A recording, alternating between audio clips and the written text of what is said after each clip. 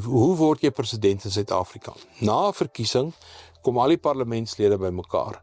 Dan moet daar 'n voorstel uit die parlement uitkom van 'n lid wat verkies is, en dan moet daar vir hom gestem word. So die president word dan president uit die lede van die parlement.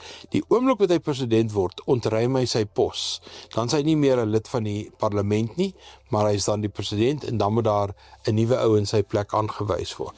Right, dis op daai basis wat as die DA 'n dominante posisie in die parlement sou beklee het, dat hulle dalk Steenhuisen sou kon voorstel. Dis die scenario. Maar in praktyk weet ons, dit gaan nie nou al so werk nie. As ons kyk na ANC leierskap, en dit is waarskynlik waaruit die president sal kom, dan is Paul Mashatile op die oomblik die adjunkt president. En alles dui daarop, dat as president Ramaphosa die einde van sy presidensiële termyn bereik in Desember 2007, hy waarskynlik deur Mashatile vervang gaan word.